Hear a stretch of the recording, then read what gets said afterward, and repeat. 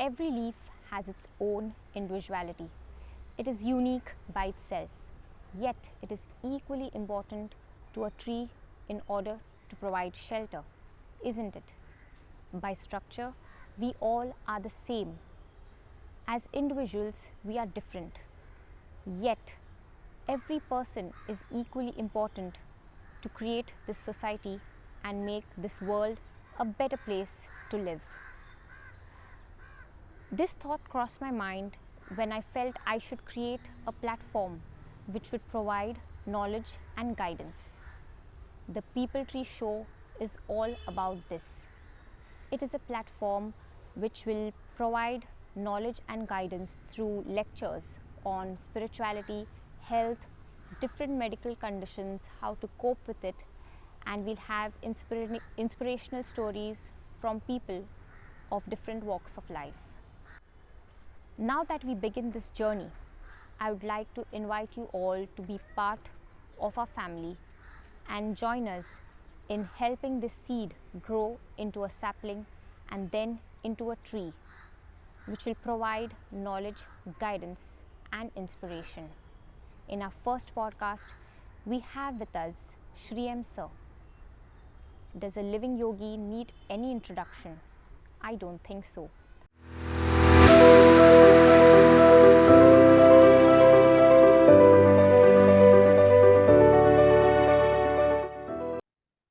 Hello, Guruji, Pranam. Hope you're having a pleasant evening. It's raining. Anyway, pleasant, yes. Yeah. It's gloomy here. Really? Yes. So, are we good to start? Who is Miss Stacy Rodriguez? Guruji, it's me, Stacy. Yes, okay. Pranam. God bless you. Thank you, Guruji. Welcome. Thank you. So we can start, whatever. Okay, Guruji. So we're good to go? Good to go. Okay. All set. So, welcome, Guruji. As an individual, Stacy began practicing yoga in her 20s. After around 10 years of practice, she felt that the time had come to share what she had received to begin with. Stacy perceived her certification in teaching yoga, and soon after that, she started spreading her knowledge. Yog Nirodha was born 4 years back. She just began teaching with one student, and as time passed by, more than 100 people have been under her care and guidance. The thought of stepping into online platform came to her during COVID, when online became the norm. It was perhaps the only way Stacy could reach out to help more people. That is when she decided to step into this direction. Yog Nirodha website, www.yognirodha.com, offers online classes to practice live/pre-recorded yoga at the comfort of your home. It also offers online Ayurvedic consultation with our professional doctor.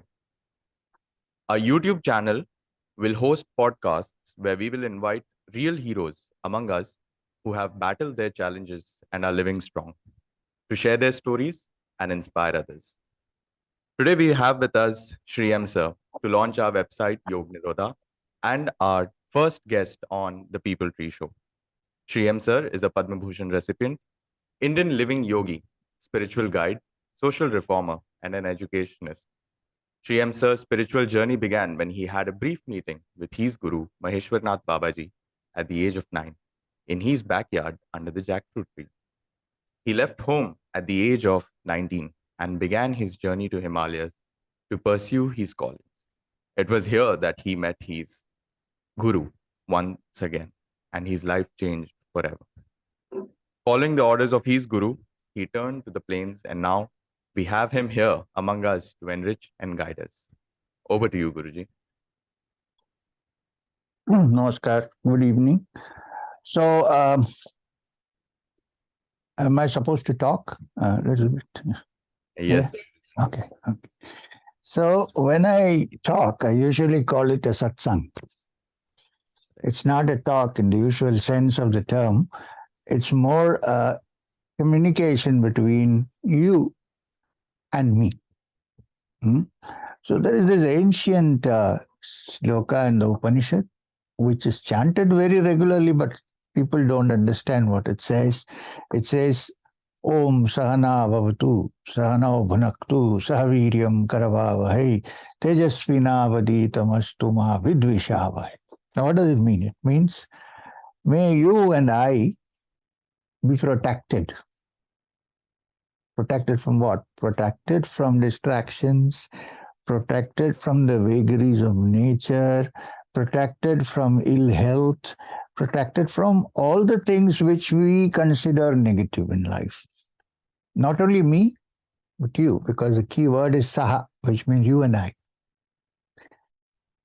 Sahanau Bhunaktu, may we be nourished well in the proper way, neither overeating nor undereating, nor using substances which are harmful to the body.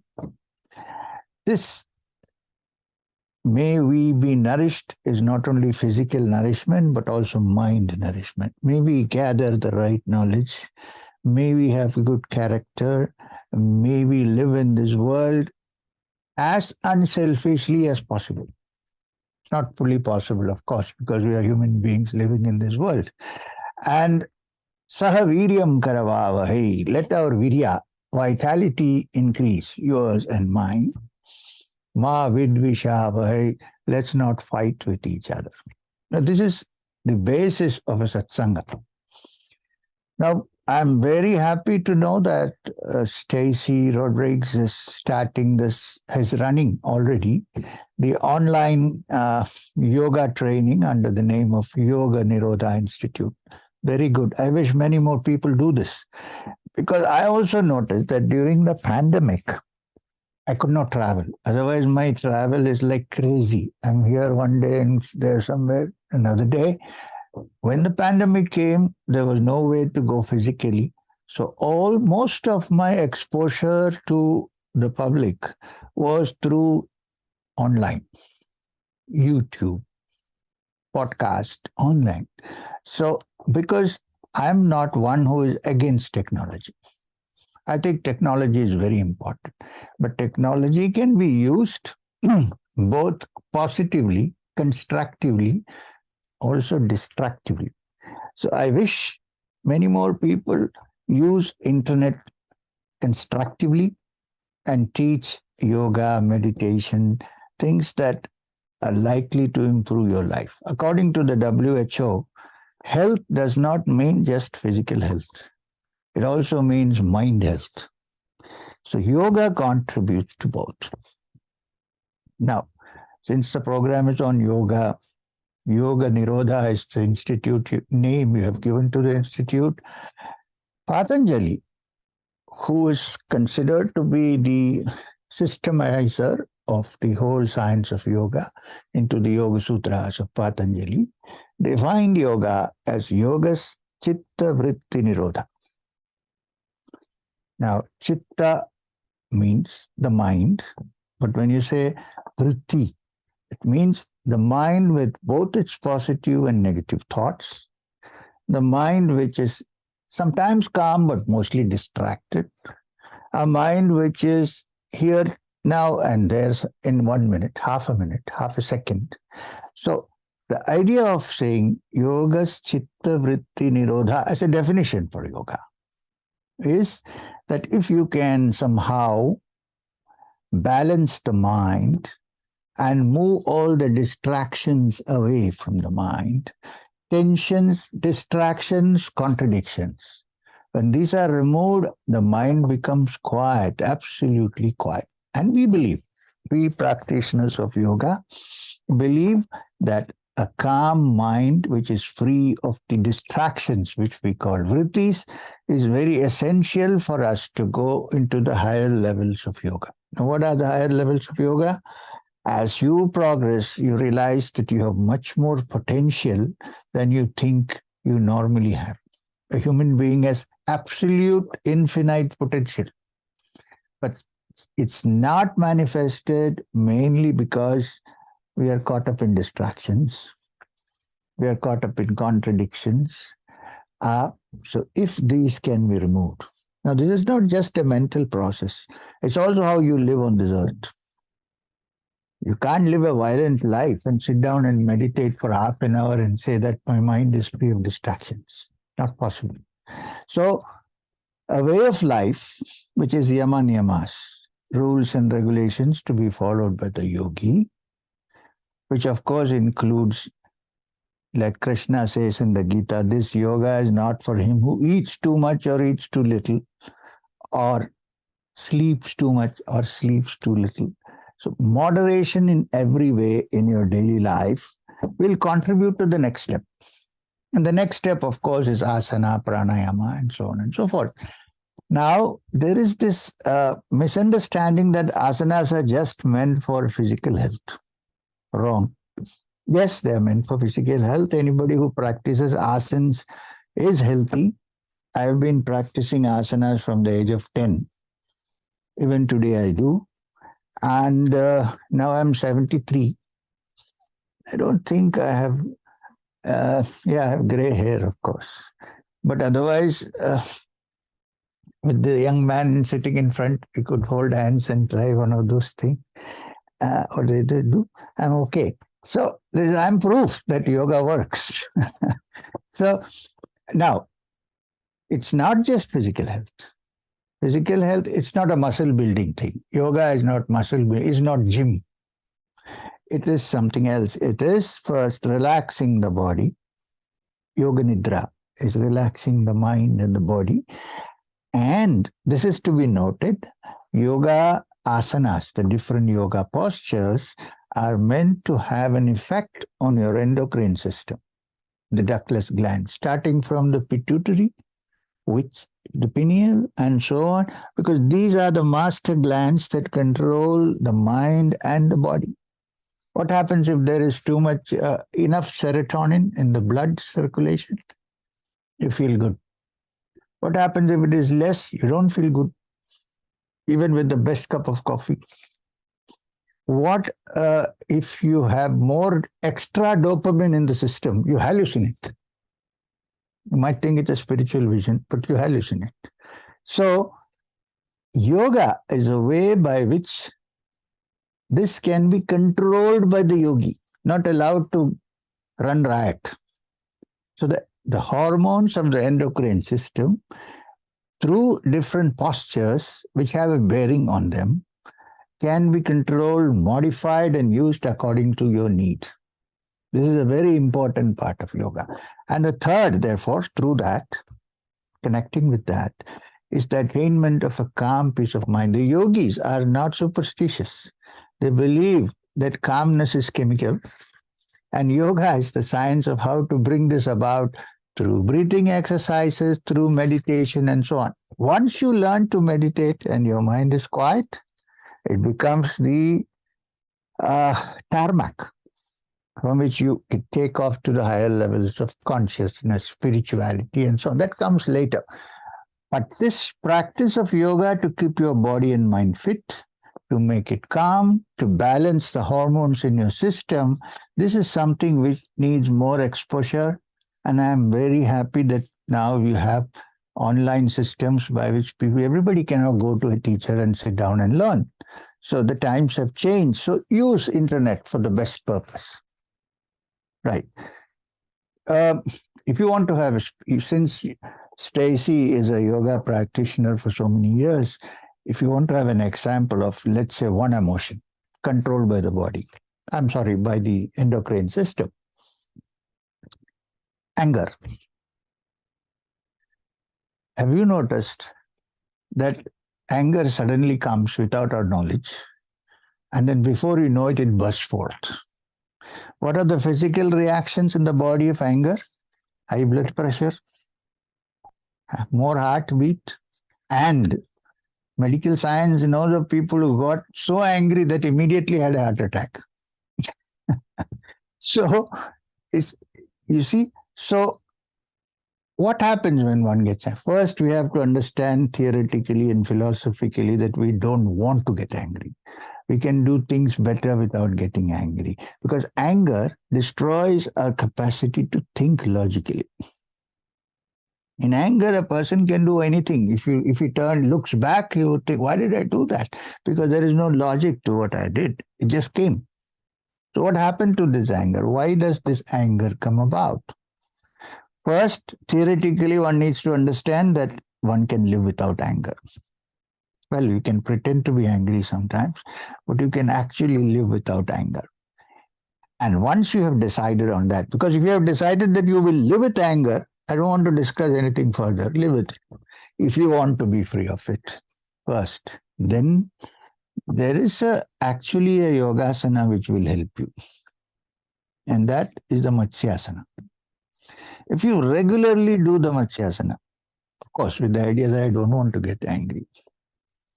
Because some people love to be angry. What can you do about that?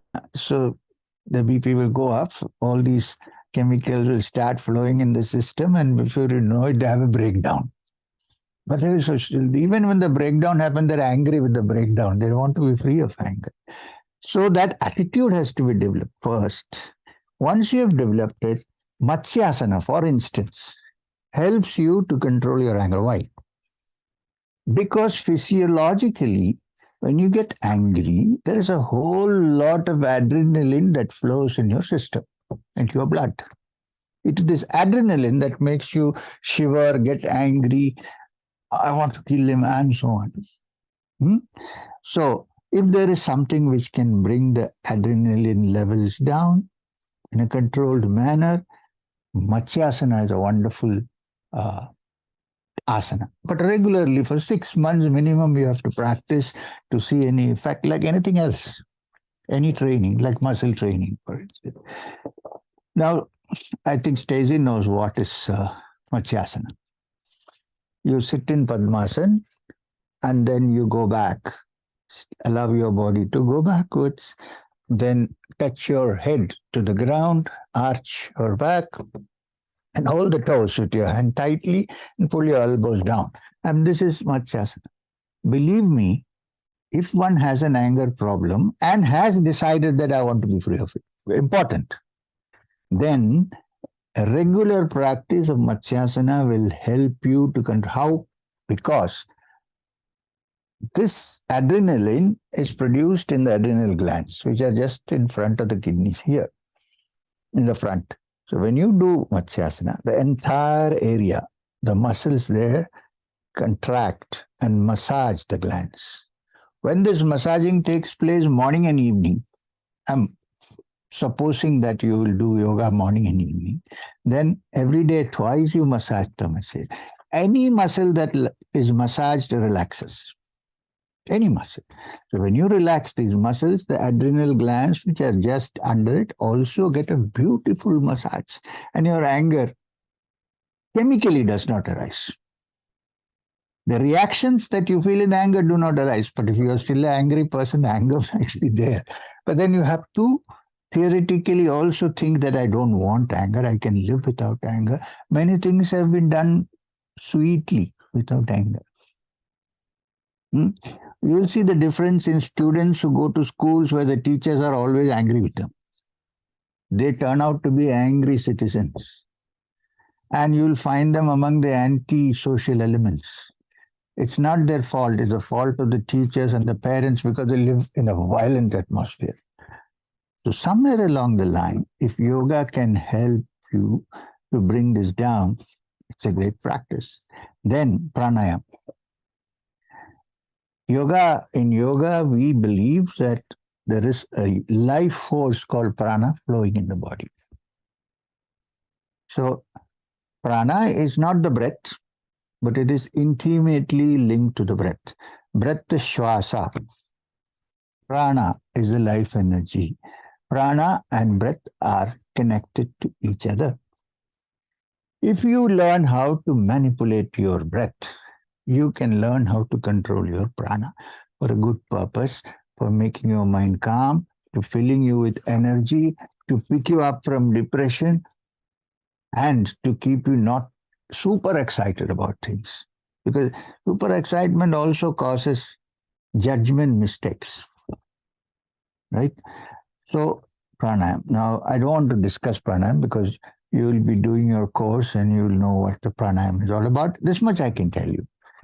That there are different kinds of pranayam. Some are meant to increase the flow of prana. Some are meant to calm the movement of prana. What we are seeking for is a balance between the two, a quietness of mind. Now, we said that from the healthy body, you get a healthy mind. The reverse is also true. If you have a healthy mind, you generally get a healthy body because the brain is that which influences your entire system.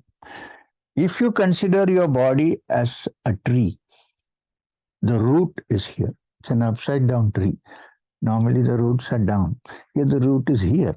So from here, all controls. Do you know that even before you think, half a minute before you think, the brain has already thought about it. And then it's translated into our mind. So how to control this, how to manipulate this, how to become a better human being is what yoga is all about. And as you practice and go further, it takes you slowly into the spiritual portal. That is for one to choose, whether you want to go higher spiritually or you're just happy with a quiet mind and a good body. So this is what I wanted to tell you, nothing more than this. So if you have any questions on this, please do ask me. We have another few minutes too. I can't hear you. But Hello, Guruji. Can you hear me now? Yeah. Right. So we have compiled a few questions. Sure. Stacey asked her students to compile a few questions. So Okay. we can I start. will keep answering them till my time is up. Okay. Okay. So I'll start it. Yeah. Now, yoga is often understood as practice of asana by many. Can you explain the meaning of yoga? Because the Bhagavad Gita also addresses every chapter as yoga. Right. Yoga is not, it's very clear that yoga is not just asanas. As you said, the Bhagavad Gita considers each chapter as yoga. So, what could yoga mean? Yoga is a way of life. It's not just a practice, it's a way of life. How to get optimum energy and optimum way of life with your body, which looks limited, which means there is unlimited potential in what looks so limited, and how to expand this potential and take it to the highest level possible. This is yoga. It could be in work, karma yoga. It could be in understanding, intelligence, which is jnana yoga. It could be spiritual, raja yoga. It could be devotion and compassion of your heart, bhakti yoga. So yoga is a very big term. It's not just the practice of asanas. Yoga is that which takes you from the ordinary to the extraordinary. This is the potential of yoga. Although it begins first with physical, it leaves behind and goes further up to higher levels of consciousness. This is my understanding of yoga. Question is, according to you, how does yoga and Ayurveda help us live a better life? Now, the one problem is that Ayurveda, what is Ayurveda? The word Ayurveda means science of life, not medicine. Ayu is life. Veda is the study of life. So Ayurveda actually is the study of life and how. So therefore, unfortunately, today Ayurveda has also sometimes become like picking up medicines from the shelf. This is not Ayurveda. If you really want the Ayurvedic method to succeed, because Ayurveda goes to the roots, it doesn't treat the symptoms. You can easily get rid of symptoms through medicines. Ayurveda goes to the roots, so it takes time. Ayurveda is not so useful in quickly bringing about acute changes in the human system, but if you go to the roots and if you give enough time, it can take out the roots of the reason why you're suffering from a disease. Now, if you look at any Ayurvedic text, you will see a couple of things. One, They will prescribe a way of life. How to live. It's called dinachara. How to live. You can't say that I will eat all the wrong foods. I will do what I want. I will not sleep at night. I'll sleep during the day. And then I will eat these Ayurvedic medicines and be free. It doesn't work. This is not Ayurveda. Ayurveda is dinachara, how you lead your life. Actually, asana is part of the dinachara for a person who is doing Ayurveda. What postures you can use to bring about a change. If you go to a traditional Ayurvedic physician, they may give you a medicine, but they will say, while you eat this medicine, don't take this kind of food. Like there are some Ayurvedic medicines which when you're eating, you cannot eat salt, for instance, or till the course is over. So it's not a system where you can say, oh, I know what medicine, so let me buy some Chyawanprash from the store and eat it every day. It doesn't work that way. Ayurveda needs constant care, attention, and a knowledge of why you're doing this. And your way of life is very connected to the Ayurvedic system. In fact, if you follow the dinachara, even with a minimum number of drugs, you can get well. This is the connection between yoga and Ayurveda. In a way, Ayurveda is a form of yoga, I would say. Okay. But we as individuals are so caught up in the material pleasure of life. How should one bring him or herself to understand that all of this is Maya? Not in the metric sense, but in understanding that all of this, in fact, is nothing, is per meaning. Look, this is not a good start to start saying everything is Maya. It's very easy to say that because somebody else has said it, right? You don't know. For you, it is not Maya, it's very real. Hey, look, I'm sitting here and talking to you. I drink some water. I see something enjoyable. I see an apple and I want to eat it. You can't call it Maya. Somewhere along the line, this word Maya has been overstretched. And yoga is more to do with Sankhya than with Vedanta. So Sankhya does not believe that there is any Maya. Yeah, why is it called Maya, the term used? Because this is here today and gone tomorrow. True. But while it is here, it is not Maya. When it is gone, because of its impermanency, it is called Maya. But Maya is even not the right word. I would say Asat. Sat and Asat. Difference between Sat and Asat. So it is called Asat because it is not real in the sense that it is not permanent. But while it exists, it is very real. A yogi eats proper food. He doesn't say eating food is Maya and gives up eating food. You see this? It's a very practical system where the body... Now, if everything is Maya, why would you perfect the body? Why would you deal with the mind? Mind is also Maya, but that is not what we see every day. You may say the mind is Maya, but the mind is very real. It's a mind that dictates how you live, how you carry on. So you should learn how to... When you have done that, when, like Patanjali says, all the vrittis of the mind have been removed and the mind is absolutely... Then you can say, oh, the rest of the world is not so real. Not before that. If that is so, it's only theoretical. You've not experienced it. What do we experience? Reality. So while dealing with reality, while making the mind quiet through sadhana, one reaches the place where one can see this, that everything is impermanent. I wouldn't even say it's an illusion. Impermanent. Vairagya and Viveka and Vairagya are two words used. Viveka means to separate that which is permanent from that which is impermanent. Somewhere it's been wrongly translated as real and unreal. Permanent and impermanent. And to move towards that which is permanent and not impermanent, one needs Vairagya, which means what? The capacity to control the mind from getting lost in it. Right? This is how you should look at. Please don't start your chapter by saying the world is an illusion.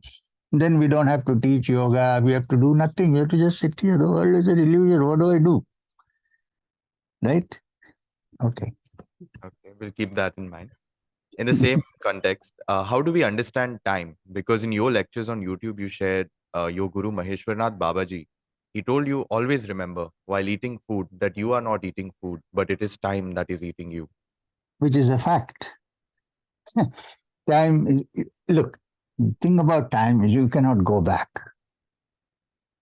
Yeah. So people come to me and say we did many things, very wrong things. Perhaps we don't even know we did. Maybe in our past work we did many wrong things. Now we are suffering the effect, the phala of that karma which we did. So what I want to say is the crux of the karmic theory is that there is an effect for every cause. No question. Right. Now, you cannot go back and tinker with what you did before. How? You cannot do it. But you can do something now so that your future doesn't become as it is now. So the crux of the karma theory is how you handle the situation you have right now before you. If you do that, if effect is because of a cause, what you have right now, if you handle it properly, the effect will be good for you. Okay. Now, in the ultimate sense of the term, of course, time is very relative. In the higher stages of samadhi or meditation, I think time does not exist. There is no past, there is no present, there is only the present. Now, as far as the relativity of time is concerned, you will read in the Puranas, Brahma opens his eyes and the whole universe is created. It's an allegory, of course. Then he shuts his eyes, pralaya comes and the whole universe is gone. So for Brahma, for a creature of that order, higher being, this whole coming and going of the world is only in one shana, which means in 1 second. But for us, it looks like a long life. So how do we understand this? Okay, a mosquito lives for 4 days maximum, maybe 3 days, I don't know, 2 days, 3 days. So we think, oh, it has a very short life. Not for the mosquito, believe me. For the mosquito, what we call 2 days is an entire life. He might think it's a long life. To be born, to grow up, to reproduce, to suck our blood, and then finally to die. It's a long life. But when we look at it, we say it's 2 days. So how relative is time? Now I'm talking to you. If it becomes too boring, you look at the watch, oh God, it's going on for so long. Suppose it is interesting, when it is over, you say, oh, it's over, is it? So which is time? Watch time is, of course, there is standardization of time, but time is very, very relative. It depends on the mind. And a mind which is transformed doesn't think of time in the sense that we normally think. It sees past and future in the present. So therefore, in such a mind, sometimes glimpses of the future are seen. Because future, after all, is a projection of the present based on the past. The present is the turning point in this, right? So when you touch that, anything, if I have a piece of stick, I know where it starts and I know the middle, but I don't know where it starts or where it ends. If I say it starts here, it is here. If I say it starts here, it is here. But the middle I know. So think of time that way. So when Babaji said time is eating you, it means you cannot go back. So whatever you have to do it now. That will decide what you're going to experience in future. Right. With respect to the same karma, does collective karma have its effect? I think collective karma does have an effect, but individual karma is more important than any form of collective karma. Because we have seen people, individuals living in this system which has a collective karma, rise above it. How is this possible? Because their individual karmas, they have learned how to handle it. and they have touched something because of which no karmic effect can touch them. So while there is something called a collective karma, I think we shouldn't bother too much about it. We should bother about our individual karma. What is collective karma? You and I put together is collective, right? So if I change, you change. I can't expect collective karma to change. If I change, you change, others change, then the collective karma also changes. So it has to start with the individual. I have to change. And sometimes there are powerful individuals who cause collective karma. Need not even be a saint. Look at Hitler. One man. He ruled the minds of so many people. Destructively, of course. Finally, it ended up in destruction.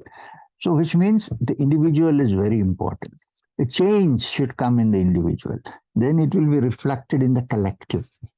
Because a collective is a coming together of individuals. There is no other collective. Very true. Now, we had this whole discussion regarding the anger. So my next question is also related to that. According to Bhagavad Gita, a yogi is one who remains calm in every situation. For an individual following spiritual path, keeping above the teachings of Bhagavad Gita in mind, is it wrong to experience the feeling of anger when he or she observed something wrong happening? It's not wrong or right, but it is detrimental to the calmness of your mind. And usually anger ends up in disaster rather than anything constructive. It's not a moral stand. It's a very physiological and practical stand. First, we should understand that anger is of no use. I was just now discussing about this, that we should understand that anger is of no use. Then you can handle anger. Right? First, you should understand that, in anger, as the Gita itself says, when you're angry, you lose your memory. And constant loss of memory is kind of madness. Right? When somebody begins to lose memory, you say this person is getting senile because he has lost his memory. So, but constant anger will make you senile. It will make your mind totally senile. So, and the action that you do and your judgment in doing that action will be affected by your anger. So try and keep your anger first under control.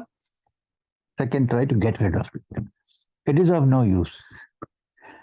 Instead of anger, you can say, I am going to put all my energies in doing something, not when I'm angry. When you learn self-defense, any of the arts of self-defense, from karate to kalaripayattu, the first thing you're taught is when you're angry, don't pick up your weapon. Why? Because your judgment will be wrong. The weapon may be used against you. Have a calm mind, quiet mind. So if in unarmed combat, anger it becomes a disruption, what about daily life, which we lead? Wouldn't it be a disruption? Wouldn't it be negative for us to be angry, apart from the physiological characteristics? So, first thing is to understand that you can live without anger. And then try to tackle it. Right, very true.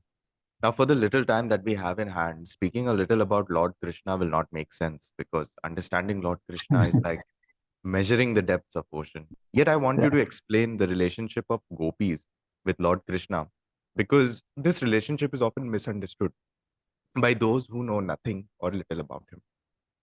Okay, let me tell you this. If you read the Srimad Bhagavatam, the 20th canto is where Krishna's gopis and Vrindavan are described. There are many more cantos before you should go there. People usually go straight to Vrindavan and say Krishna. Remember that when Krishna is in Vrindavan with the gopis, he is only 12 years old. It's not a demonstration of free sex, please. He is only 12 years old.